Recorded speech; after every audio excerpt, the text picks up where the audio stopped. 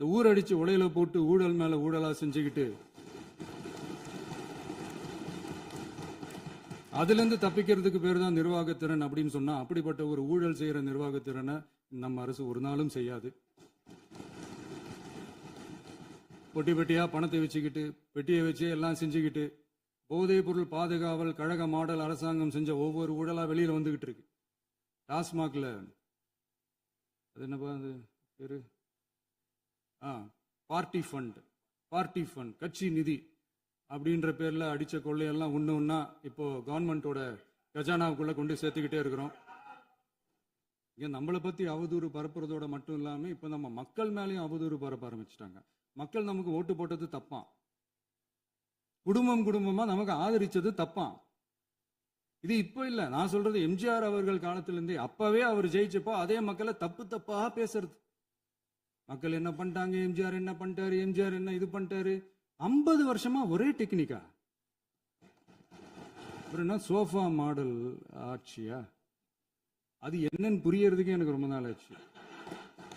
இந்த sofa set, table chair, teapoy, furniture பிசினஸ்லாம் வேற எங்க வெளியில போய் பண்ண சொல்லுங்க. அப்படி அந்த பிசினஸ் தான் பண்ணணும்னா நிறைய பிசினஸ் பண்ற மாதிரி வெளியில போய் பண்ண சொல்லுங்க. இங்க சட்டசபைக்குள்ள வேணாம். ஒரு ஊர்ல ஒரு பெரியவர் வெயில் ரொம்ப ஜாஸ்தியா இருக்குன்னு சொல்லிட்டு கண்ணுக்கு மேல கை வச்சுக்கிட்டு இப்படி சுத்தி முத்தி தேடிக்கிட்டு இருந்தாராம். அப்ப கூட இருந்த ஒரு சின்ன பையன், என்ன தேடுறீங்க அப்படின்னு கேட்டானா. அதுக்கு அந்த பெரியவர் சொன்னாரா, அது ஒண்ணு இல்ல தம்பி, உங்க அப்பா இங்கதான் இருப்பாருன்னு சொன்னாங்க, அதான் தேடிக்கிட்டு இருக்கேன். எங்க உங்க அப்பாவையா காணோம்? இது பேரவைத் தலைவர் அவர்களே, மாபெரும் தலைவர்கள் வழிநடத்திய மாண்பும் மாபெரும் வரலாற்று சிறப்பு கொண்ட இந்த சட்டமன்ற பேரவையின் 17வது சட்டமன்ற பேரவைக்கு நம்மையும் நம்ம தமிழக வெற்றி கழகத்தை சார்ந்த சட்டமன்ற உறுப்பினர்களையும் தேர்ந்தெடுத்து அனுப்பின நிரந்தரமாக என் நெஞ்சில் குடியிருக்கும் தாயன்புமிக்க தமிழக மக்கள் அனைவருக்கும் என்னுடைய மனப்பூர்வமான நன்றிகள். 17வது சட்டமன்ற கூட்டத்தொடரின் முதல் ஆளுநர் உரையின் மீதான நன்றி தெரிவிக்கும் தீர்மானத்திற்கு பதிலுரை வழங்க வாய்ப்பளித்த மாண்புமிகு பேரவைத் தலைவருக்கு நம் வணக்கத்தை தெரிவித்துக் கொள்கிறோம். மாண்புமிகு பேரவைத் தலைவர் அவர்களே, இந்த 17வது மாமன்றத்தில் அதிகப்படியான 12 கட்சிகளை சேர்ந்த பிரதிநிதிகள் தேர்ந்தெடுக்கப்பட்டிருக்கும். நாம கொள்கை ரீதியாகவும் நிலைப்பாடு ரீதியாகவும் வேறுபட்டு இருந்தாலும் மக்கள் பணி செய்வதுதான் நம்ம எல்லாருக்கும் பிரைமரியா இருக்கிற ஒரே எய்ம். அந்த வகையில தான் நம்ம எல்லாருமே நம்ம மக்களால் அங்கீகரிக்கப்பட்டு சட்டமன்றத்திற்கு வந்திருக்கிறோம். அதனால நாம கருத்தால் வேறுபட்டாலும் மக்கள் சேவை என்ற நோக்கத்துல நம்ம மாநிலம் சார்ந்த விஷயங்கள்ல நாம எல்லாரும் ஒன்றிணைந்து பயணிச்சா நம்ம தமிழ்நாடு என்னைக்கும் எதிலையும் முதன்மை மாநிலமாக திகழும். ஆளுநர் உரைக்கு நன்றி தெரிவிக்கும் தீர்மானத்தில் பேசின மாண்புமிகு உறுப்பினர்களுக்கு நன்றி. எதிர்த்து பேசினாதான் எதிர்கட்சின்னு ப்ரூவ் பண்ண முடியும்னு நினைச்சுக்கிட்டு பேசின எதிர்கட்சியை சேர்ந்த எதிர்கட்சி தலைவர் உள்ளிட்ட மாண்புமிகு உறுப்பினர்களுக்கும் வணக்கமும் நன்றியும். பதிலுரை வழங்குற அதே நேரத்தில் நம்மளை சட்டமன்ற உறுப்பினராக தேர்ந்தெடுத்த பெரம்பூர் தொகுதி மக்களுக்கு நம்மளோட நெஞ்சார்ந்த நன்றிகள். அதே மாதிரி ராஜினாமா பண்ணிட்டாலும் நம்மளை தேர்ந்தெடுத்த திருச்சி கிழக்கு மக்களுக்கும் இந்த மன்றத்தில் நம்மளோட நன்றியை பதிவு செய்கிறோம். அப்புறம் நம்மளோட அரசியல் பயணத்தை பற்றியும் கொஞ்சம் பதிவு செய்ய விரும்புகிறோம். நாம் ஏதோ ஷூட்டிங்லேருந்து நேராக வந்து சிஎம் ஆன மாதிரியே சில பேர் ஒரு இமேஜ் கிரியேட் பண்ணுறாங்க. அவங்களுக்கு அவங்க ஆசைப்படுற லாங்குவேஜ்லேயே சொல்கிறோம், அது வெறும் ரீல் தான், ரியல் கிடையாது. ஒரு சாதாரண நடிகனாக நம்ம கெரியர் தொடங்குச்சு. அப்புறம் அப்படியே சின்சியராக உழைச்சி மேலே வந்தோம். நம்ம கெரியரில் நாம் மேலே வந்ததுக்கு இந்த விஜய் ஒருத்தன் மட்டுமே காரணம் இல்லை, அவனோட உழைப்பு மட்டுமே காரணம் இல்லை. இந்த விஜயோட உழைப்புக்கும் உயர்வுக்கும் பின்னாடி இருக்கிற ஒட்டுமொத்த தமிழ்நாட்டு மக்களோட அன்பும் அரவணைப்பும் தான் காரணம். ஒவ்வொரு வீட்டில் இருக்க ஒவ்வொருத்தரும் நம்மளை அவங்க வீட்டில் ஒருத்தனா ஏற்றுக்கிட்டது தான் நமக்கு கடவுளும் மக்களும் தந்த மிகப்பெரிய வரம். அதுக்காகவே கடவுளுக்கு சமமான நம்மளோட சொந்தங்களான தமிழக மக்கள் அனைவருக்கும் மீண்டும் மீண்டும் நன்றி. இப்படி நம்மளை தாயன்போடு அள்ளி அரவணைச்ச தமிழ்நாட்டு மக்களுக்கு நாம் எப்படியெல்லாம் துணையாக இருந்தோம், எப்படியெல்லாம் மக்களோட மக்களா இருந்தோம்னு சொல்றேன். 1990ஸ்லயே ரசிகர் மன்றமா இருந்தப்பவே மக்களுக்கு துணையா நிற்க ஆரம்பிச்சோம். அதுக்கப்புறம் நற்படி மன்றமாகவும் அதுக்கப்புறம் விஜய் மக்கள் இயக்கமாகவும் மாறி மக்களோட மக்களா நின்றுகிட்டு இருந்தோம். 2008 ஈழத் தமிழருக்கு ஆதரவா உண்ணாவிரதம் போராட்டம் செஞ்சோம். போர் முடிவுக்கு வரணும், நம்ம தொப்புள் கூடிய உறவுகளான ஈழத் தமிழர்களுக்கு பாதுகாப்பான நிம்மதியான ஒரு வாழ்வு கிடைக்கணும்னு அன்னைக்கே கோரிக்கை வச்சோம். 2009 ஆரம்பிச்ச விஜய் மக்கள் இயக்கம் வழியா நம்மளோட மக்கள் நல பணிகளை எக்ஸ்டெண்ட் அண்ட் எக்ஸ்பேண்ட் பண்ணிக்கிட்டே வந்தோம். கல்விக்கு துணையா இருந்தோம், சோஷியல் சர்வீஸ் செஞ்சோம், வெள்ள நிவாரணத்துல துணையா இருந்தோம், கொரோனா காலத்துல மக்களுக்கு தோள் கொடுத்தோம். விலையில்லா விருந்தகம், குருதியகம், முட்டைப்பால் ரொட்டி திட்டம், விழியகம், பயிலகம், நூலகம், இப்படி பல வழியில மக்களுக்கு துணையா இருந்தோம். அப்புறம் நம்மளோட திரைப்படங்கள்ல நம்மளால முடிஞ்ச வரைக்கும் ஊழல் எதிர்ப்பை சொன்னோம், சமூக நீதியை சொன்னோம், கல்வியை பத்தி சொன்னோம், அரசியலை பத்தி சொன்னோம். அரசியலை பத்தி பேசுனதுனால நம்ம படங்கள் சந்திச்ச இது வரைக்கும் சந்திக்கிற பிரச்சனையை பத்தி எல்லாருக்குமே தெரிஞ்சதுதான். இது மட்டும் இல்லாம 2011 நாகப்பட்டினத்துல மீனவர் பிரச்சனைகளுக்கு ஆதரவா ஒரு பெரிய பொதுக்கூட்டம் நடத்தினோம். மீனவர்கள் மீதான தாக்குதலை கண்டிச்சு பேசி அதுல நம்மளோட எதிர்ப்பை பதிவு செஞ்சோம். 2017 ஜல்லிக்கட்டு போராட்டத்தில் தமிழர் பண்பாட்டு உரிமைக்கான நம்மளோட ஆதரவை தெரிவிச்சோம். 2018 ஸ்டெர்லைட் போராட்டம், துப்பாக்கி சூட்ல பாதிக்கப்பட்ட நம்ம சொந்தங்களை நேர்ல சந்திச்சு ஆறுதல் சொன்னோம். 2021 உள்ளாட்சி தேர்தலில் விஜய் மக்கள் இயக்க வேட்பாளர்கள் போட்டியிட்டு ஜெயிச்சாங்க. கல்வி விருது விழா நடத்தி சிறந்த மதிப்பெண் பெற்ற மாணவ மாணவிகளுக்கு ஊக்கத்தொகையும் பரிசும் கொடுத்தோம். 2024 தமிழக வெற்றி கழகத்தை ஆரம்பிச்ச உடனேயே CAA-வை எதிர்த்து அறிக்கை விட்டோம். அரசியல் கட்சி ஆரம்பிச்சு விழுப்புரம் மாவட்டத்தில் விக்கிரவாண்டியில நம்மளோட முதல் மாநில மாநாட்டிய வெற்றி கொள்கை திருவிழாவை நடத்தினோம். தந்தை பெரியார், பெருந்தலைவர் காமராஜர், அண்ணல் அம்பேத்கர், வீரமங்கை வேலுநாச்சியார், மக்கள் சேவகர் அஞ்சலை அம்மாள்னு நம்மளோட 5 கொள்கை தலைவர்களை அறிவிச்சோம். இந்தியாவிலே 2 பெண் ஆளுமைகளை கொள்கை தலைவர்கள் அறிவிச்ச ஒரே கட்சி நம்ம டிவிக்கு மட்டும்தான் என்ற பெருமையோடு அறிவிச்சோம். பெரியார் சொன்ன மாதிரியே அவர் சொன்னதுல நமக்கு ஏற்புடையதை மட்டும் எடுத்துக்கிட்டோம். அவரோட கடவுள் மறுப்பு கொள்கையில நமக்கு உடன்பாடு இல்லைன்னு ஓப்பனா அறிவிச்சோம். நமக்கு கடவுள் நம்பிக்கை உண்டுன்னு அறிவிச்சோம். யாரோட நம்பிக்கைக்கும் நாம் எதிரானவங்க இல்லைன்னு தெளிவா அறிவிச்சோம். பெண் கல்வி, பெண்கள் முன்னேற்றம், சமூக சீர்திருத்தம், சமூக நீதி, இப்படி பெரியாரோட கருத்துக்களை நிறையவே ஏத்துக்கிட்டோம்னு அறிவிச்சோம். அண்ணல் அம்பேத்கரோட சம வாய்ப்பு, சம நீதி, சமத்துவத்தை ஃபாலோ பண்ணுவோம்னு அறிவிச்சோம். பெருந்தலைவர் காமராஜரோட மதச்சார்பின்மையை ஏத்துக்கிட்டதோட அவரோட நேர்மையான நிர்வாகத்தையே ஒரு கொள்கையா ஏத்துக்கிட்டோம்னு அறிவிச்சோம். வீரமங்கை வேலு நாச்சியாரோட மண் மீட்பையும் சமூக நல்லிணக்கத்தையும் பின்பற்றுவோம்னு அறிவிச்சோம். மக்கள் சேவகர் அஞ்சலை அம்மாளோட விடுதலை வேட்கையையும் மக்களோட வாழ்வாதாரத்துக்காக உறுதியாக நிற்கிறதையும் பின்பற்றுவோம்னு சொன்னோம். எல்லாருக்கும் எல்லாமும் கிடைக்கணும், மதமும் நம் மதம்னு சொல்லி மதச்சார்பற்ற சமூக நீதி தான் நம்ம கொள்கைன்னு அறிவிச்சோம். நம்ம கொள்கை எதிரி யாரு, அரசியல் எதிரி யாருன்னு ஓப்பனா அறிவிச்சோம். எல்லாத்துக்கும் மேல பிறப்புக்கும் எல்லா உயிருக்கும்ன்றத நம்மளோட அடிப்படை அரசியல் கோட்பாட்டா அறிவிச்சுட்டு தான் அரசியலுக்கே வந்தோம். நம்ம மதுரை மாநாட்டில் நம்மளோட தேர்தல் அரசியல் மற்றும் ஆட்சி அதிகார அரசியல் வழிகாட்டியா அறிஞர் அண்ணாவையும் புரட்சி தலைவர் எம்ஜிஆரையும் ஏத்துக்கிட்டதா அறிவிச்சோம். அப்புறம் இன்னனையும் நாம இங்க பதிவு செஞ்சே ஆகணும். எல்லாரும் கட்சி ஆரம்பிச்சுட்டு தான் ஒவ்வொரு வீட்டுக்குள்ளேயும் போவாங்க. ஆனா நாம ஒவ்வொரு வீட்டுக்குள்ளேயும் போனதுக்கு அப்புறம் தான் கட்சியவே ஆரம்பிச்சிருக்கிறோம். ஒவ்வொரு வீட்டில் ஒவ்வொருத்தரும் நம்மள அவங்க பிள்ளையா, மகனா, அண்ணனா, தம்பியா ஏத்துக்கிட்டதும் இயல்பா நடந்துச்சு. தமிழ்நாட்டு மக்களோட மனசுக்குள்ள போறதுக்கு நாம பட்ட பாடு நமக்கு மட்டும்தான் தெரியும். இதெல்லாம் புரிஞ்சாலும் புரியாத மாதிரி இருக்கிறவங்க தான் நம்மள நடிகன் என்று சொல்லியும் நம்ம கட்சியை நடிகன் கட்சின்னு சொல்லியும் சில நக்கல், நையாண்டி இதெல்லாம் பேசுவாங்க. அதை பத்தி நமக்கு கவலை இல்லைன்னு. இப்படி நம்ம அரசியல் பயணம் ரொம்ப டிரான்ஸ்பரண்டா தான் ஆரம்பிச்சிருக்கு. இந்த 2026 தேர்தலில் கூட்டணியே இல்லாமல் தனியா நின்னோம். மக்கள் நம்மளை தெளிவா புரிஞ்சுக்கிட்டதாலையும் நம்ம டிவிகே தோழர்களோட உழைப்பாலையும் நாம 35% வாக்குகளை வாங்கினோம். 1,72,00,000 வாக்குகளோட தமிழ்நாட்டிலேயே தனி பெரும் கட்சியா வந்தோம்.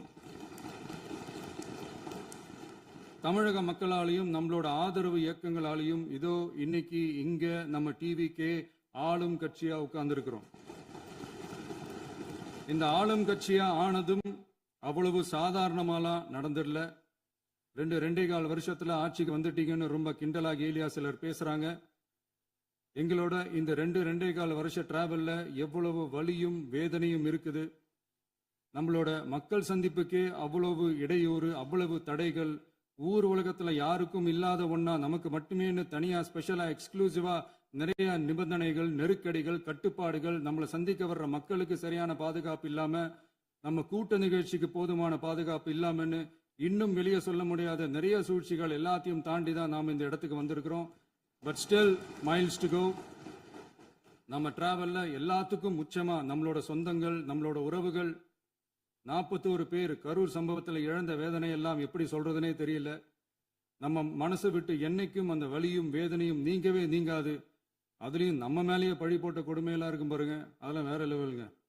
என்னத்துக்கு அப்படியெல்லாம் செஞ்சாங்கன்னு தெரியல. அரசியல்னா இப்படியெல்லாம் கொடூரமா இருக்கணுமா என்ன? சரி விடுங்க. இந்த விஜய் இவனோட மக்களுக்காக எதையும் தாங்க தயாராகிட்டான். இவ்வளவு பெயின்ஃபுல்லான நம்ம பொலிட்டிக்கல் டிராவல்ல நம்மளோட மிகப்பெரிய ஆறுதலும் பலமும் என்ன தெரியுமா? என் நெஞ்சில் குடியிருக்கும் என்னோட தமிழ்நாட்டு மக்களும், என் உயிருக்கு உயிரான என்னோட தோழர்களும் தான். அவங்களோட பலத்தால தான். அன்னைக்கு 1967 முன்னாள் முதல்வர் மாண்புமிகு அறிஞர் அண்ணா அவர்கள் தலைமையில் அமைஞ்ச சாமானியர்களோட ஆட்சி மாதிரி, 1977 முன்னாள் முதல்வர் மாண்புமிகு புரட்சி தலைவர் எம்ஜிஆர் அவர்கள் தலைமையில் அமைஞ்ச மிக சாமானியர்களோட ஆட்சி மாதிரி, இதோ இன்னைக்கு அதே வரிசையில 2026 சட்டமன்ற தேர்தலில் இந்த விஜயோட தோழர்கள் இடம்பெற்ற ஒரு மிக மிக சாமானியர்களின் ஆட்சி அமைஞ்சிருக்கு. வாகை சூடும் வரலாறு திரும்பி இருக்கிறது. இப்படி ஒரு தீர்ப்பை மக்கள் அளிச்சதுனால தான் தமிழக வரலாற்றில் ஒரு மகத்தான கூட்டணி ஆட்சியை நாம் அமைச்சிருக்கிறோம்.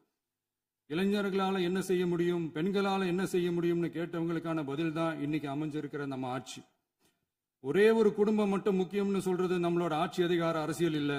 தமிழ்நாட்டில் இருக்கிற ஒவ்வொரு குடும்பமும் முக்கியம்னு சொல்றது தான் நம்ம அரசியல். நம்மளோட ஆட்சி அதிகாரம் அதான் நம்மளோட மனசாட்சி உள்ள மக்கள் ஆட்சி.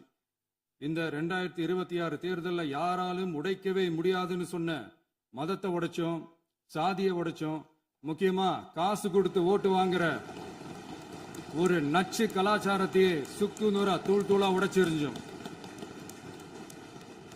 நாம கிளீன் கவர்னன்ஸ் அண்ட் குட் கவர்னன்ஸ்ல உறுதியா இருக்கிறோம். இப்ப மட்டும் இல்ல, எப்பவுமே இப்படிதான் இருப்போம். இதுல 100% இது உண்மைன்றதுனால தான் பாரம்பரியமான தினத்தந்தி பத்திரிகை ஊழலின் ஊற்றுக்கண் அடைக்கப்படுகிறதுன்னு 16/6/2026 அன்னைக்கு ஒரு தலையங்கமே எழுதியிருக்கு. ஒரு தவறு செய்தால், அது தெரிந்து செய்தால் அவன் தேவன் என்றாலும் விடமாட்டேன் என்று எம்ஜிஆர் அன்று பாடினார். அதை இன்று விஜய் செயலில் காட்டுகிறார்னு அந்த எடிட்டோரியல்ல எழுதியிருக்கு. இந்த நேரத்தில் தினத்தந்திக்கு நம்மளோட நன்றியை தெரிவிச்சுக்கிறோம். அரசியலுக்கு வந்து 2 வருஷம் தான் ஆகுது. உங்களுக்கு என்ன தெரியும், உங்களால என்ன முடியும்னு கேலியா கேட்டவங்களுக்கு தினத்தந்தியோட பதிலை இப்போதைக்கு போதும்னு நினைக்கிறேன். என்னென்னமோ செய்வான்னு சொல்றானே இந்த விஜய், பல வருஷமா இருக்கிற ஒரு பதவி வெறி பிடிச்ச அரசியலை உடைச்சி எப்படி செய்வான்னு நம்ம மக்களை யோசிச்சிருவாங்க. இதோ இப்போ நம்ம மக்களுக்கு புரிஞ்சிருக்கும். இப்பவும் சொல்றோம், இது வெறும் ஆரம்பம் தாங்க. இந்த மாபெரும் சபையிலிருந்து கேட்கிற மக்களே, நமக்கு கொஞ்சம் அவகாசம் கொடுங்க. இதுக்கு முன்னாடி, அதாவது 2017 கடைசியில இருந்து 2026 ஏப்ரல் வரைக்கும் இருந்த புண்ணியவான்கள் ஆட்சியில ஒவ்வொரு டிபார்ட்மெண்ட்லயும் போட்ட ஏராளமான ஓட்டைகளை அடைச்சிக்கிட்டே படிப்படியா மக்களுக்கு நல்லதையும் செஞ்சுக்கிட்டே வருவோம்.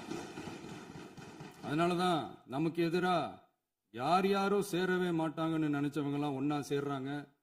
நம்ம ஆட்சிக்கு டேட்டு குறிக்கிறாங்க.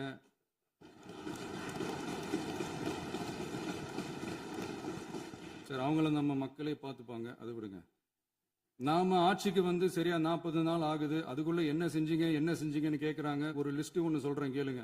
பெண்கள் பாதுகாப்புக்காக சிங்கப்பெண் சிறப்பு படை, 200 யூனிட் வரை கட்டணமில்லா மின்சாரம், போதைப் பொருள் ஒழிப்புக்காக தனிப்படை, குறுவை நெல் சாகுபடியை ஊக்குவிப்பதற்காக 134.83 கோடி சிறப்பு தொகுப்பு திட்டம், வழிபாட்டு தலம், ஸ்கூல், பஸ் ஸ்டாண்டுன்னு அதுக்கு பக்கத்தில் இருக்கிற 717 மதுபான கடைகள் மூடப்பட்டன. அங்க வேலையில் இருந்தவர்களுக்கு வேறு கடைகளில் வேலை, கவனிக்கப்படாமல் விடப்பட்ட அம்மா உணவகங்கள் புதுப்பிக்கப்பட்டன. பத்திரப்பதிவு துறையில் பகல் கொள்ளைக்கு ஃபுல் ஸ்டாப் வைக்கப்பட்டுள்ளது. வருகையில்லா ஆவண பதிவு முறை கொண்டுவர உத்தேசிக்கப்பட்ட செயல்பாட்டில் உள்ளது.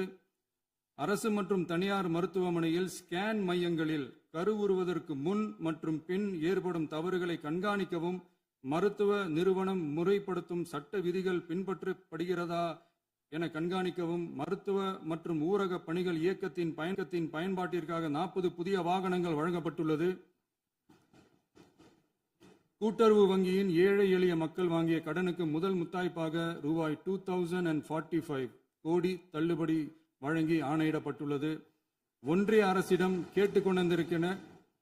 கேட்டுக்கொண்டதற்கிணங்க கடந்த 2 வருடமாக நிறுத்தி வைக்கப்பட்ட இருந்த ஜல் ஜீவன் மிஷன் திட்டம் புதுப்பிக்கப்பட்டு ஜல் ஜீவன் மிஷன் திட்டம் 2.0 நடைமுறைக்கு கொண்டு வரப்பட்டுள்ளது.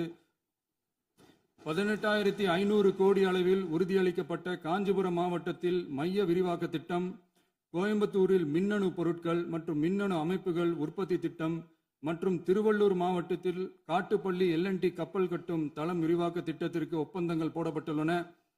அனைத்து நிர்வாக நடவடிக்கைகளும் மின்னணு முறையில் மாற்றம் கொண்டு வர நடவடிக்கை எடுக்கப்பட்டு வருகிறது. சட்டவிரோத கல்குவாரி மற்றும் அனுமதியின்றி கனிமங்களை எடுத்துச் செல்வது தடுக்கப்பட்டுள்ளது. பல்வேறு குவாரிகள் சீல் வைக்கப்பட்டுள்ளன. கனிமங்களை கண்காணிப்பது, எல்லைகளை நிர்ணயிப்பது மற்றும் ஆளில்லா விமானம் மூலம் அளவீடு செய்வது போன்றவற்றை செயல்படுத்துவதற்கான பணிகள் மேற்கொள்ளப்பட்டு வருகின்றன. அனைத்து துறைகளிலும் அலுவலர் தலையீடு இல்லாமல் லஞ்ச லாவண்யமற்ற தமிழகத்தை உருவாக்க அனைத்து நடவடிக்கைகளும் முடுக்கிவிடப்பட்டுள்ளது.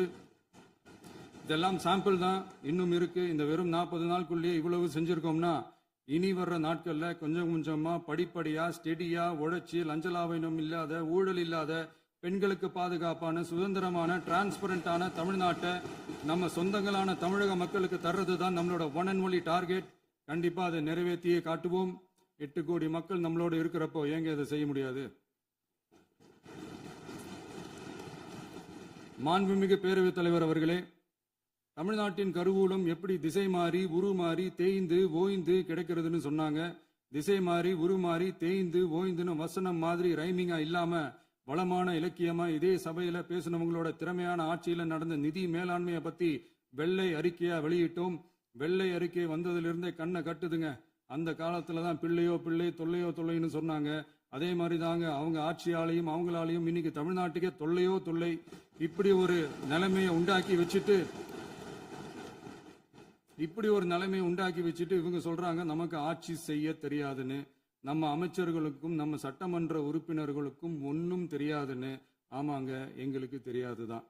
எங்க சட்டமன்ற உறுப்பினர்களுக்கும் அமைச்சர்களுக்கும் மக்கள் பணி செய்ய தெரிஞ்ச அளவுக்கு மக்கள் பணத்தை சுருட்ட தெரியாதுதான்.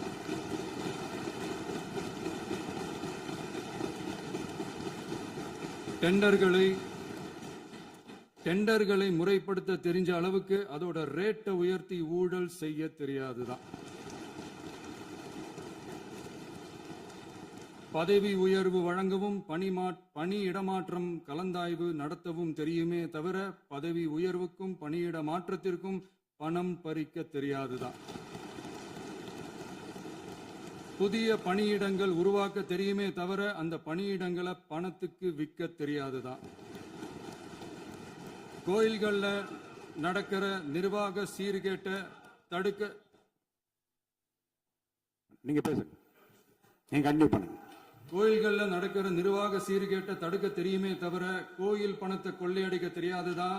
தங்கத்தை உருக்கி தாரை வார்க்க தெரியாதுதான். கனிம வளத்தை பாதுகாக்க தெரிஞ்ச அளவுக்கு கனிமத்தை வித்து கொள்ளையடிக்க தெரியாதுதான். அரசு வருமானத்தை அரசு கஜானாவுக்கு மாத்த தெரிஞ்ச அளவுக்கு அந்த பணத்தை தனிப்பட்ட கஜானாவுக்கு மடை மாத்த தெரியாதுதான். போதை கலாச்சாரத்தை தடுக்க தெரிஞ்சவங்களுக்கு போதை கலாச்சாரத்தை வளர்க்க தெரியாதுதான்.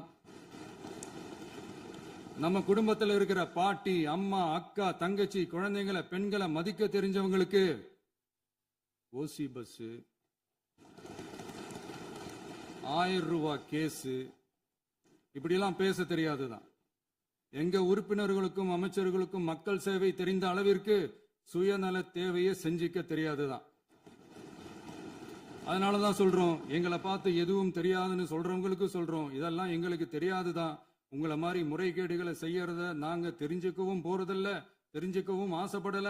அத கடைசி வரைக்கும் எங்களுக்கு தெரியாமலே இருந்துட்டு போகட்டும். அதனால நாங்களும் எங்க மக்களும் வெரி வெரி ஹாப்பி தான். மாண்புமிகு பேரவைத் தலைவர் அவர்களே, எதிர்ப்பவர்கள் எதிர்க்கட்சி என்பதற்காக எங்கள் ஆட்சி மீது 1000 பழி போடலாம். ஆனாலும் தமிழக மக்களுக்கு உண்மையை உணர்த்த வேண்டியது நம்மளோட கடமை. மின்வெட்டை பொறுத்தவரை தமிழ்நாடு மின்மிகை மாநிலமாக இருந்தாலும் கடந்த காலங்களில் ஏற்பட்ட நிர்வாக குளறுபடிகளும் மின்சார சாதனங்கள் மற்றும் மின் மாற்றிகளில் ஏற்படும் பழுதாலும் வேண்டுமென்றே சிலரின் நடவடிக்கைகளாலும் இந்த மின்வெட்டிற்கு காரணமாக உள்ளது.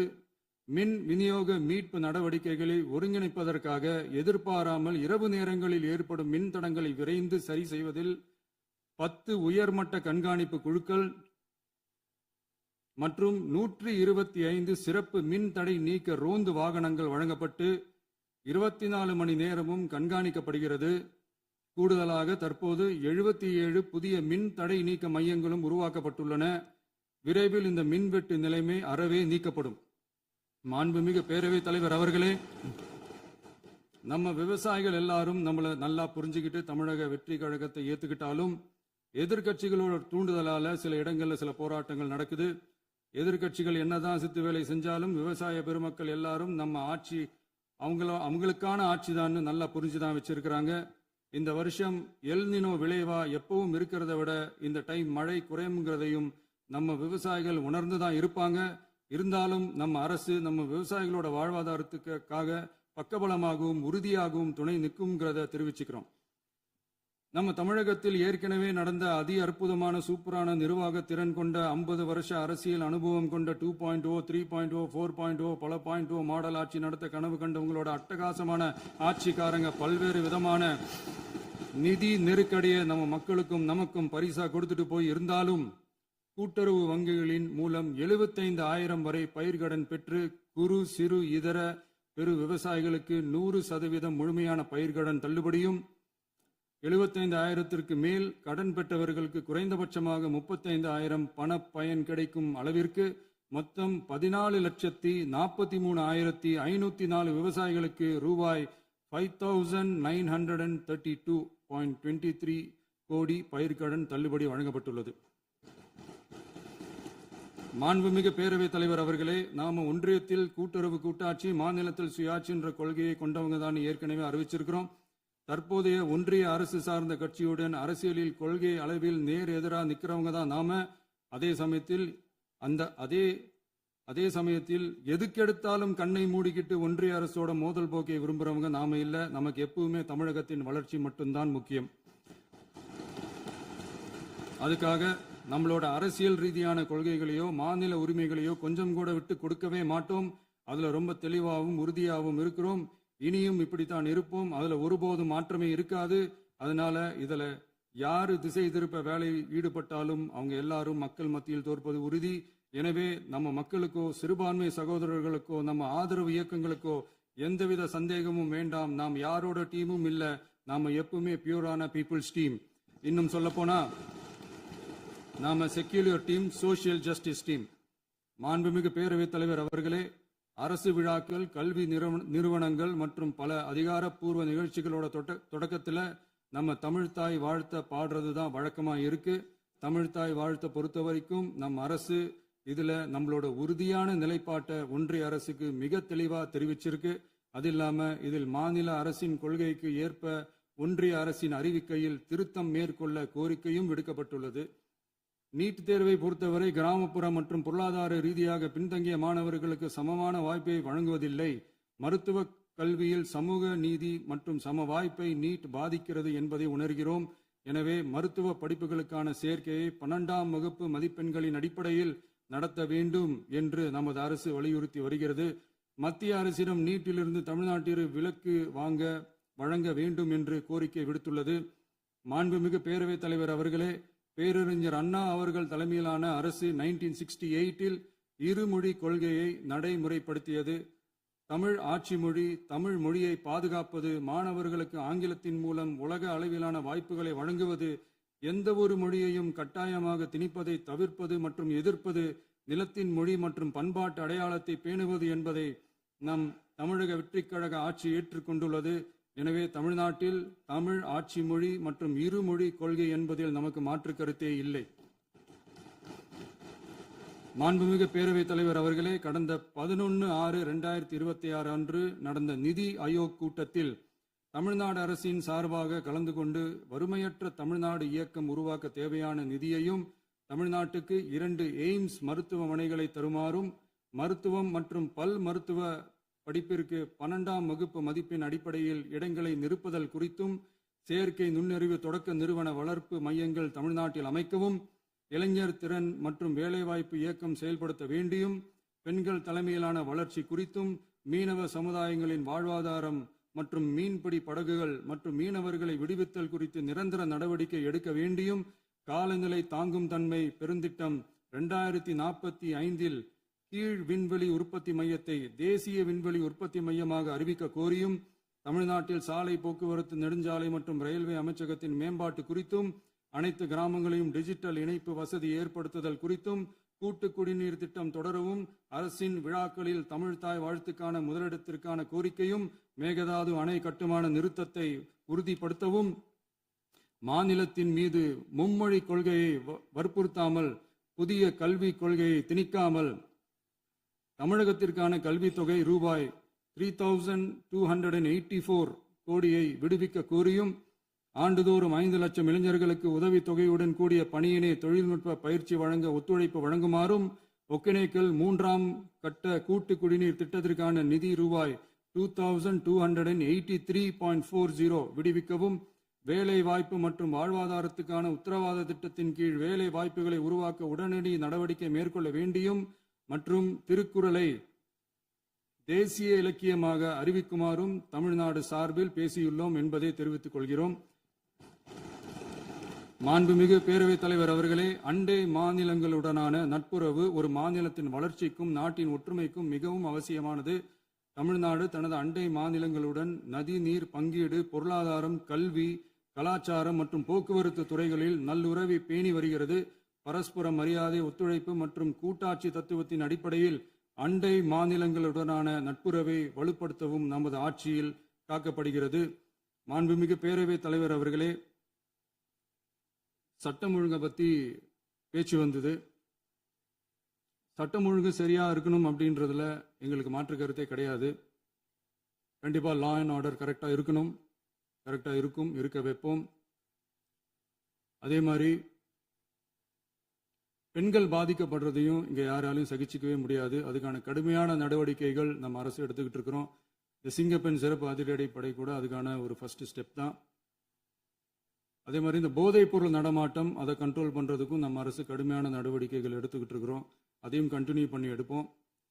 மாண்புமிகு பேரவைத் தலைவர் அவர்களே, இப்ப நான் சொன்ன இந்த பிரச்சனைகள்லாம் 2026 போன மாசம் மே மாசம் 10ஆம் தேதி புதுசா வந்துடல. இதெல்லாம் பல வருஷமா இருக்கிற பிரச்சனைகள் தான், பல வருஷமா கண்டுக்காம விட்ட பிரச்சனைகள் தான். இன்னைக்கு எதிர்கட்சிக்காரங்க அதை பத்தி கேட்கும் போது எனக்கு அது அக்கறையா தெரியல, அவதூறு அரசியலா தான் தெரியுது, பழி போடுற அரசியலா தான் தெரியுது. இப்படி அவதூறு பழி போடுறவங்களை பார்த்து ஒன்னே ஒன்று தான் கேட்கணும்னு தோணுது. கடந்த 9-10 மாசமா நம்ம ஸ்டேட்ல சட்டம் ஒழுங்கு டிஜிபியே இல்லை. சட்டம் ஒழுங்கு டிஜிபியை போடுங்கன்னு சொல்லி எல்லாம் ஓஞ்சி போயிட்டோம். போன ஆட்சியில் நடந்ததுக்கெல்லாம் இப்பதான் விடையை கண்டுபிடிக்கிறோம் நம்ம ஆட்சியில்.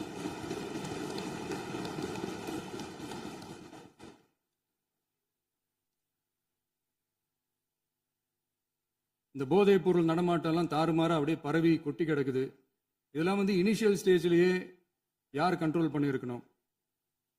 போலீஸ் டிபார்ட்மெண்ட் அப்போ யார் கையில இருந்தது? இத்தனை கேள்வி நம்மளை பார்த்து கேட்கறாங்களே, ஒரே ஒரு கேள்வி தான் நான் கேட்கணும்னு தோணுது. போலீஸ் டிபார்ட்மெண்ட்டை கையில வச்சுக்கிட்டே பிகினிங்லயே இனிஷியல் ஸ்டேஜ்லயே இந்த போதைப் பொருள் நடமாட்டத்தை ஏன் கண்ட்ரோல் பண்ணல?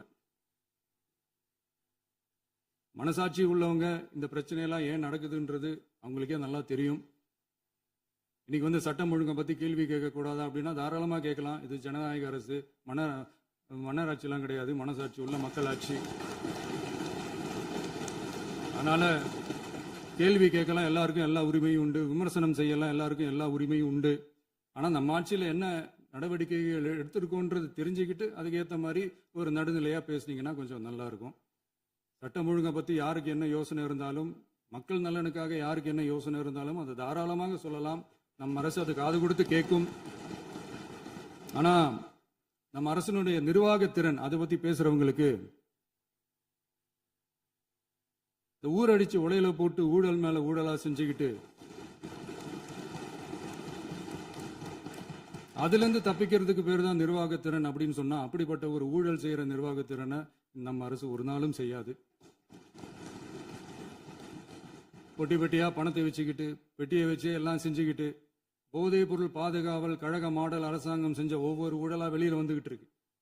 டாஸ்மாக்ல அது என்னப்பா அது பேரு, பார்ட்டி ஃபண்ட் கட்சி நிதி அப்படின்ற பேர்ல அடிச்ச கொள்ளையெல்லாம் ஒண்ணா இப்போ கவர்மெண்டோட கஜானாவுக்குள்ள கொண்டு சேர்த்துக்கிட்டே இருக்கிறோம்.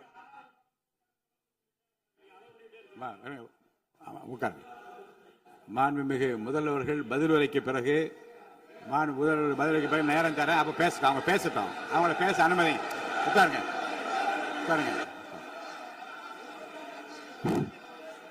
உட்காருங்க.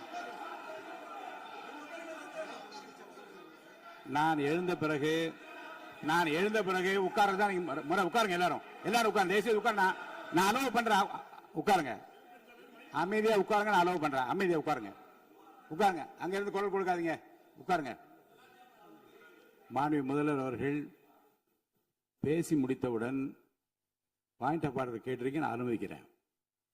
எதிர்கட்சி தலைவருக்கு மட்டும் நான் அனுமதி தருகிறேன். அவர் எழுந்து பேசலாம். மாண்பு முதலமைச்சர் நீங்க கண்டினியூ பண்ணி முடிக்கலாம். நீ எல்லாரும் எழுந்துச்சீங்கன்னா சரி வராது. உட்காருங்க, நான் சொல்லியிருக்கேன். உட்காருங்க உட்காருங்க உட்காருங்க. மாண்புமிகு உறுப்பினர் அமருங்க. நான் என் தீர்ப்பை சொல்லுகிறேன். மாண்புமிகு முதலமைச்சர் அவர்கள் பேசி முடித்தவுடன் எதிர்க்கட்சி தலைவருக்கு அந்த வாய்ப்பை நான் தருகிறேன். நிச்சயமா அந்த கேள்வி கேட்கலாம். உட்காருங்க எல்லாரும். பேரவை முன்னவர் பேசுங்க. மாண்பு பேரவைத் தலைவர் அவர்களே, இன்று இவர்கள் முயற்சி செய்வது, அவர் ஆளுங்கட்சியாக இருக்கின்ற போது, இருங்க நான் சொல்லிடுறேன் பிளீஸ். ஒரே நிமிஷம் நான் சொல்லிடுறேன் பிளீஸ். ஆளும் கட்சியாக இருக்கின்ற போது நீங்கள் சொன்ன ஒரே வார்த்தை, நாங்கள் பேசி முடித்ததற்கு பிறகு குறிப்பிடுத்துவிட்டு நீங்கள் எந்த கேள்வி வேண்டுமானாலும் கேட்கலாம் என்று ஒரு முறையை நீங்கள் பின்பற்றினீர்கள். அதே முறையை இப்போது பின்பற்ற வேண்டும் என்று கேட்டுக்கொள்கிறேன். எதிர்கட்சி தலைவர் அவர்கள் உங்கள் கட்சியினுடைய உறுப்பினரை அமைதிப்படுத்த வேண்டும் என்று நான் கேட்டுக்கொள்கிறேன். உங்களுக்கு வாய்ப்பு தரவில்லை என்றால் அவர் எழுந்து நிற்பதில் நியாயம் இருக்கு. வாய்ப்பு தரப்போகிறேன். மாண்பு முதலமைச்சர் அவர்கள் பேசி முடித்தவுடன் உங்களுக்கு வாய்ப்பு தரப்படும். அது வரைக்கும் உங்களுடைய உறுப்பினர் அமைதி காக்க நீங்கள் தான் பார்த்துக் கொள்ள வேண்டும். எங்கள் முதலமைச்சர் எதிர்க்கட்சி தலைவர் பேசுகிறவர் யாரும் குறுக்கிட வேண்டாம் என்று சொன்னார்கள். அதை நாங்கள் பின்பற்றினோம். ஆனால் இன்றைக்கு நீங்கள் பின்பற்றவில்லை என்றால் வேதனையாக இருக்கிறார். முன்னவர் நேற்று எதிர்க்கட்சி தலைவர் பேசுகிற போது அடுக்கடுக்காக குற்றச்சாட்டுல வைத்தார். இப்போ அதற்குரிய மாண்புமிகு பொதுப்பணித்துறை அமைச்சர் கூட காலையில் அலுவலகத்தை சந்தித்து அவர்கள் சாட்டிய குற்றச்சாட்டுகளுக்கெல்லாம் ஆதாரங்களை எல்லாம் நான் கொண்டு வந்திருக்கிறேன் என்று சொன்னேன். நான் நேற்று அந்த விஷயம் நேற்றோடு முடிந்து விட்டது. ஆதாரங்களை கொடுங்கள். தக்க நேரத்தில் இதை பற்றி சொல்ல வேண்டிய நேர்ந்தால் நான் இதெல்லாம் ஆய்வு செய்து உரிய நேரத்தில் அவை குறிப்பிட்டு ஏற்றுவதற்கு முன்பாக அவரிடம் காட்டி அதற்கு பிறகு அதை பற்றி முடிவெடுக்கும் என்று நான் சொன்னேன். இப்போதும் சொல்லுகிறேன், மாண்பு முதலமைச்சர் அவர்கள் பேசிக் கொண்டிருக்கிறார். பேசி முடிக்கட்டும். எதிர்க்கட்சி தலைவருக்கு உறுதியாக நான் வாய்ப்பு தருவேன். அவர் கேள்விகளை முன்வைக்கலாம், விளக்கங்களை பெறலாம். இப்போதைக்கு பேரவைத் தலைவர் என்ற முறையில் என்னுடைய முடிவு இதுதான். அவையில் இருக்கக்கூடிய உறுப்பினர்கள் அமரும்படி நான் கேட்டுக்கொள்கிறேன். நான் முதலமைச்சர் அவர்கள் பேச வேண்டிய போ அவர்களே, அவர் ஒரே ஒரு வார்த்தையை தான் சொன்னார். பார்ட்டி ஃபண்ட் என்ற வார்த்தையை கேட்டு எதிர்க்கட்சி நண்பர்கள் கோபப்படுகிறார்கள்.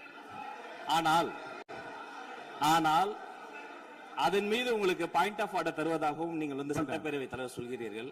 நேற்றைய தினம் இதே போல வெற்றி தலைவர் அவர்களினுடைய வழிகாட்டில் வளர்ந்த நாங்கள் சகிப்புத்தன்மையோடு அவர்கள் பல வார்த்தைகள் சொன்னார்கள்.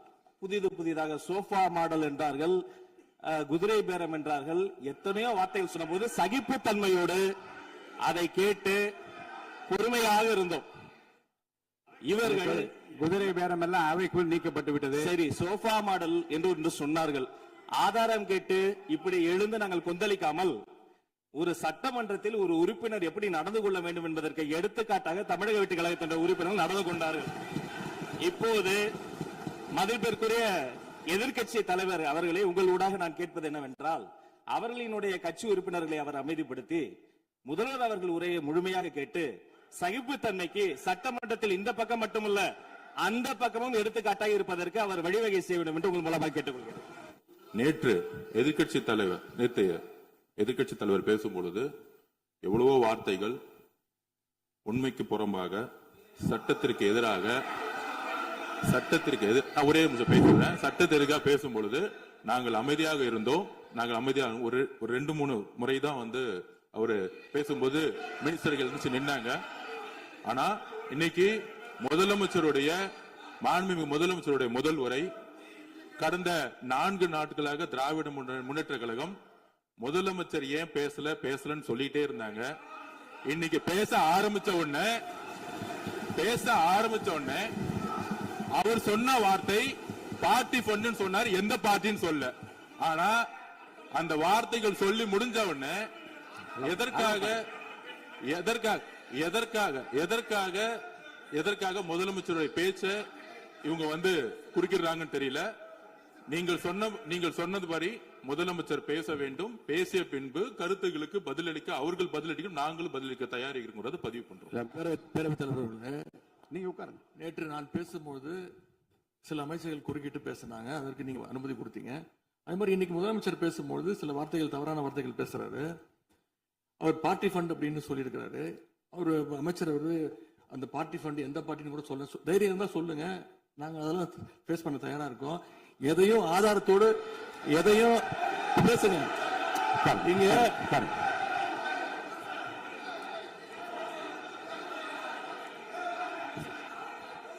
அது மாதிரி பேரவைத் தலைவர் அவர்களே, நேற்று நான் பேசி முடிஞ்சோடனே நீங்க அவை முடிஞ்சிருச்சுன்னு சொல்லிட்டீங்க.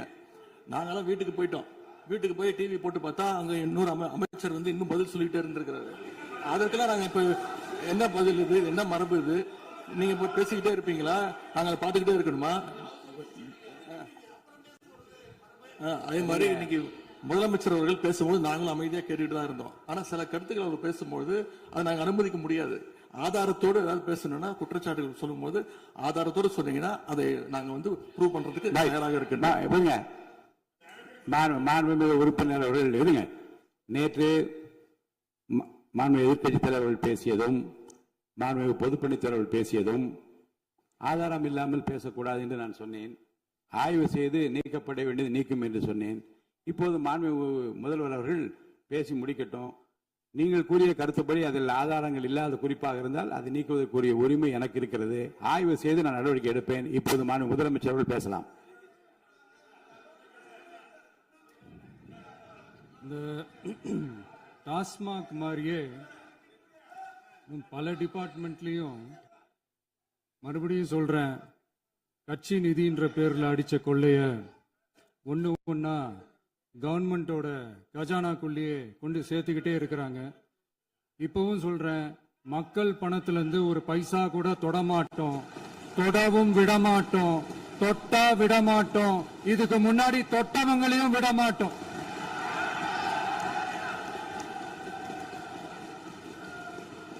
ஒவ்வொரு ஊழலா வெளியில வரும் போலே, ஒவ்வொரு வேஷமா கலைஞ்சிரும் போலே இங்க இருக்கிற நிறைய பேரு நடுங்கி போய் இதுல நம்ம மேல அவதூறு வேற. இப்ப புதுசா ஒரு வெப்பன் ஒண்ணு கொண்டு வந்திருக்காங்க. அது என்ன தெரியுமா? அவங்க தயவால தான் நம்ம ஆட்சி நடக்குதாம்.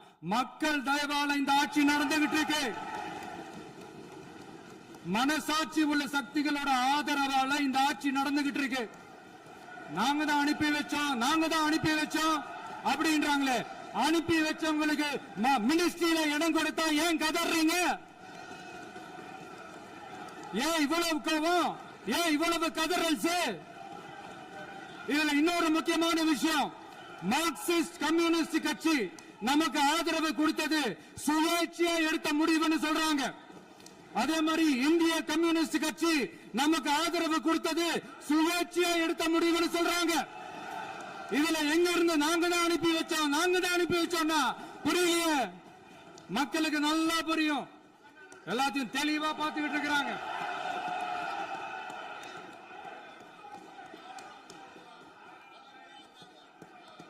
முதலமைச்சர் கண்டினியூ பண்ணலாம். மாண்பு முதலமைச்சர்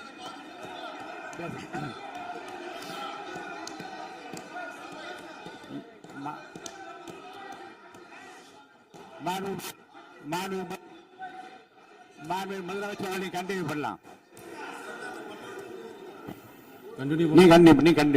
நீ கண்டினியூ பண்ணலாம்.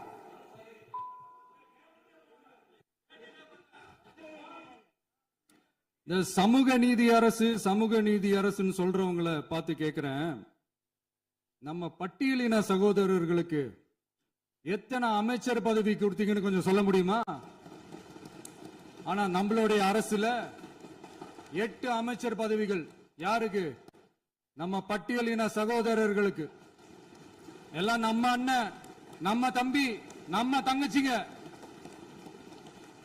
அண்ணல் அம்பேத்கர் அவர்களுடைய கிட்டத்தட்ட 100 ஆண்டு கால கனவு இப்ப நிறைவேறி இருக்கு. நான் ஏன் கொஞ்சம் சவுண்டா பேசுறேன் அப்படின்னா அவங்களுக்கு கேட்கணுன்றதுக்காக தப்பா எடுத்துக்காது. அதே மாதிரி பெண்களோட பாதுகாவலர் நாங்க தான் அப்படின்னு சொல்லிக்கிறவங்களை கேட்கிறேன், எத்தனை பெண்களுக்கு அமைச்சர் பதவியில இடம் கொடுத்தீங்க கொஞ்சம் சொல்ல முடியுமா? எங்க அரசுல 4 சகோதரிகளுக்கு அமைச்சர் பதவி கொடுத்திருக்கிறோம்.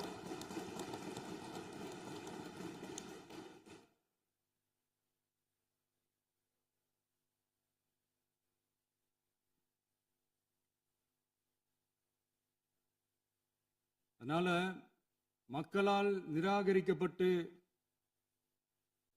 மக்களால் அகற்றப்பட்டவங்களுக்கு ஒண்ணு சொல்லிக்கிறோம், தப்பே செய்ய மாட்டோம், ஊழலே செய்ய மாட்டோம், நேர்மையா தான் இருப்போம், நியாயமா தான் இருப்போம் அப்படின்னு சொல்றவங்களால மட்டும்தான் கூட்டணி ஆட்சி அமைக்க முன்வரும்.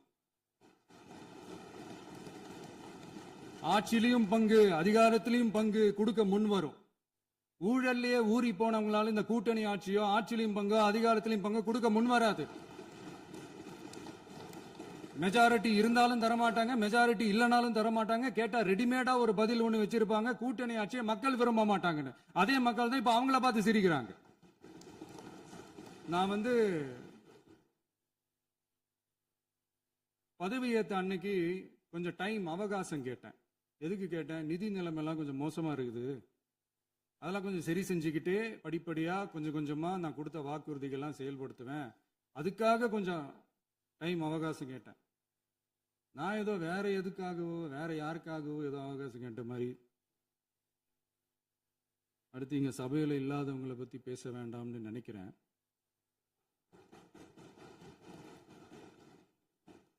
இங்க நம்மளை பத்தி அவதூறு பரப்புறதோட மட்டும் இல்லாம இப்ப நம்ம மக்கள் மேலேயும் அவதூறு பரப்ப ஆரம்பிச்சிட்டாங்க.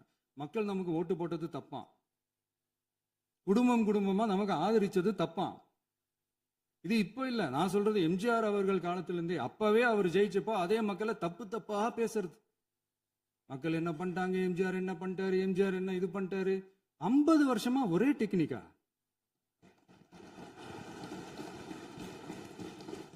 டெக்னாலஜி எல்லாம் மாறி வேற எங்கேயோ போயிட்டு இருக்கு. பஸ் இதுல கொஞ்சம் டெக்னிக்காச்சும் கொஞ்சம் மாத்தினா கொஞ்சம் நல்லா இருக்கும். அதனால மக்களுக்கு யூஸ்ஃபுல்லா இருக்கிற மாதிரி இந்த ஆக்கப்பூர்வமான கருத்துக்களோ ஆக்கப்பூர்வமான யோசனைகளோ இருந்தா சொல்லுங்க. அதை வந்து நாங்கள் டெஃபரெண்டாக எடுத்துக்கிறோம். ஆனால் அதை விட்டுட்டு இந்த நக்கல், நையாண்டி, சம்பந்தம் இல்லாத பேச்சு இதெல்லாம் பேசிட்டு அப்புறம் வந்து முதல்வர் பதில் சொல்லல, முதல்வருக்கு பதில் சொல்ல தெரில அப்படின்னா அப்புறம் என்ன சோஃபா மாடல் ஆட்சியா? அது என்னன்னு புரியறதுக்கு எனக்கு ரொம்ப நாள் ஆச்சு. இந்த sofa set, table chair, teapoy, furniture பிசினஸ்லாம் வேற எங்கேயா வெளியில போய் பண்ண சொல்லுங்க. அப்படி அந்த பிசினஸ் தான் பண்ணணும்னா நிறைய பிசினஸ் பண்ற மாதிரி வெளியில போய் பண்ண சொல்லுங்க, இங்க சட்டசபைக்குள்ள வேணாம். அதனால ஆக்கப்பூர்வமான கருத்துக்கள் இருந்தா சொல்லுங்க. டெஃபினட்டா அது சரியா இருந்தா நாங்க ஏத்துக்கிறோம். எனக்கு ஒரு குட்டி கதை ஒன்று ஞாபகம் வருது, சொல்லாமா? ஒரு ஊர்ல ஒரு பெரியவர் வெயில் ரொம்ப ஜாஸ்தியா இருக்குன்னு சொல்லிட்டு கண்ணுக்கு மேல கை வச்சுக்கிட்டு இப்படி சுத்தி முத்தி தேடிக்கிட்டு இருந்தாராம். அப்ப கூட இருந்த ஒரு சின்ன பையன் என்ன தேடுறீங்க அப்படின்னு கேட்டானா. அதுக்கு அந்த பெரியவர் சொன்னாரா, அது ஒண்ணு இல்ல தம்பி, உங்க அப்பா இங்கதான் இருப்பாருன்னு சொன்னாங்க, அதான் தேடிக்கிட்டு இருக்கேன். எங்க உங்க அப்பாவையா காணோம்?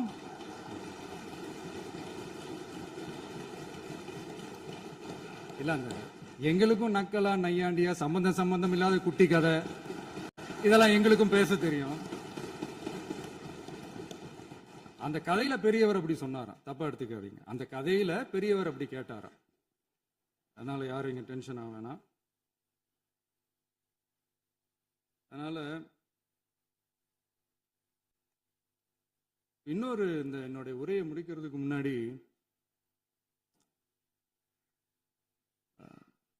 போயிட்டாங்க, பேசலாமா?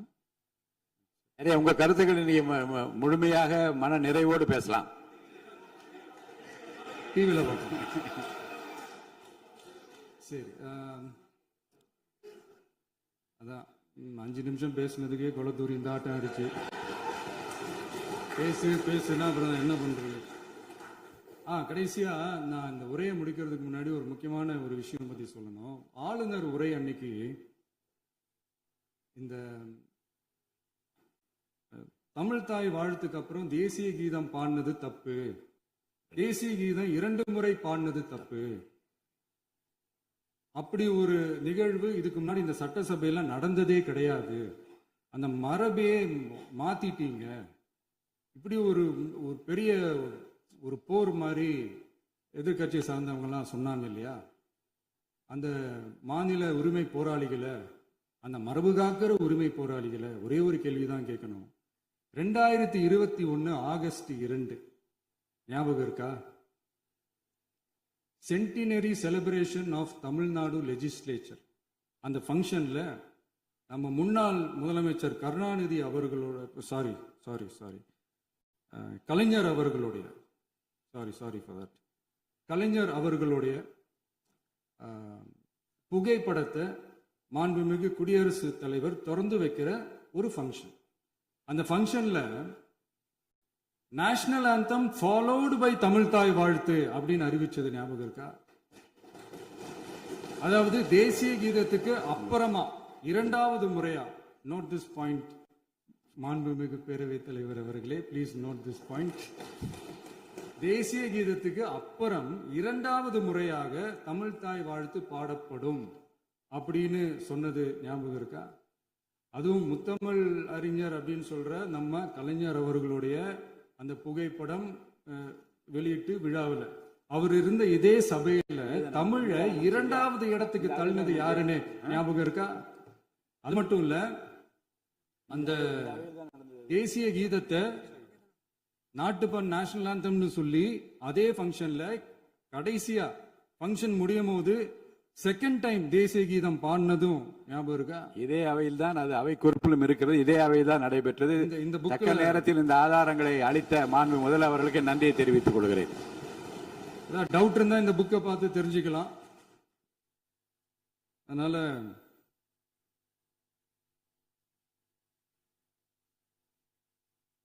இதெல்லாம் கேட்டா என்ன சொல்லுவாங்கன்னா, அது ஜனாதிபதி கலந்துகிட்ட ஃபங்க்ஷன், அதெல்லாம் அப்படிதான், அதெல்லாம் கண்டுக்க கூடாது அப்படின்னு சொல்லுவாங்க. இதே மாதிரிதான் பேசுறது ஒண்ணு, செய்யறது ஒண்ணு, பேசுறது ஒண்ணு. இதெல்லாம் மக்கள் பார்த்துக்கிட்டு இருக்காங்க. எலெக்ஷனுக்கு முன்னாடி தான் அப்படி செஞ்சுக்கிட்டு இருந்தாங்க, இப்போ எலெக்ஷனுக்கு அப்புறம் அதே தான் செய்யறாங்க. இந்த விஜயையும் சாமானியர்களின் உண்மையான சமூக நீதி அரசையும் அவமானப்படுத்துறதுக்கு தான் அவங்களோட அந்த பொலிட்டிக்கல் சீனியாரிட்டி அது பயன்படுத்துது போல.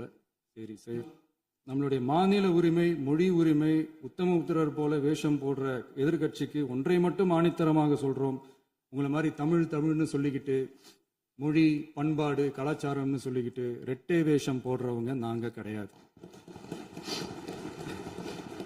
உலகெங்கும் வாழும் என் தமிழ் சொந்தங்களுக்கு நம்முடைய உத்தரவாதம் தமிழ் தான் எங்க உயிர் நாடி அப்படின்றத மறக்க மாட்டோம். இப்பவும் சொல்றோம், மாநில உரிமையில எப்பவும் உறுதியா இருப்போம். அதே சமயத்துல அரசியல் வேற, ஒன்றிய மாநில அரசுகளுக்கு இடையே இருக்கிற நிர்வாக அணுகுமுறை வேற. இதுல நாங்க ரொம்ப தெளிவா இருக்கிறோம். அதனால எங்களுக்கு பாடம் எடுக்கிறதா நினைச்சுக்கிட்டு உங்க வேஷத்தை நீங்களே கொஞ்சம் கொஞ்சமா கலைச்சிக்கிட்டே வர்றீங்க, மறந்துடாதீங்க. அப்புறம் நேற்று எதிர்கட்சி தலைவர், மாண்புமிகு எதிர்கட்சி தலைவர் பேசும்போது நிறைய பேசினாங்க. அதுல ஒண்ணு மட்டும், அரசு சொல்றதா நினைச்சுக்கிட்டு நம்மளை இன்டைரக்டா ஈவில் அப்படின்ற அந்த வார்த்தையை யூஸ் பண்ணாங்க. எனக்கு ஒன்னே ஒண்ணுதான் சொல்லணும்னு தோணுது, ஈவில்ஸ்னு டெவில்ஸ் பேசக்கூடாது.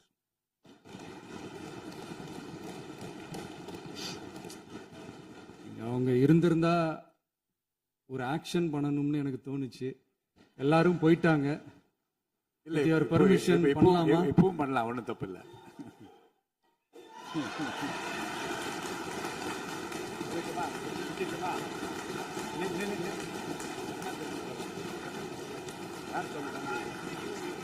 இந்த வீடியோ பிடிச்சிருந்தா இதை லைக் பண்ணுங்கள், ஷேர் பண்ணுங்கள். உங்கள் நண்பர்களுக்கு ஷேர் பண்ணுறதோட நம்ம அரசியலான சேனலுக்கு இதுவரை சப்ஸ்கிரைப் பண்ணாதவங்க சப்ஸ்கிரைப் பண்ணுங்கள். மறக்காமல் பக்கத்தில் இருக்க பெல் ஐக்கானை கிளிக் பண்ணுங்கள். அப்போ தான் நம்ம போடக்கூடிய ஒவ்வொரு வீடியோவும் உங்களுக்கு நோட்டிஃபிகேஷன் காட்டும். நீங்கள் விரும்பிய வீடியோவை பார்க்கலாம். என்றும் இணைந்திருப்போம். நன்றி. உங்கள் அன்பன் அஷ்ரஃப் அலி. வாழ்த்துக்கள்.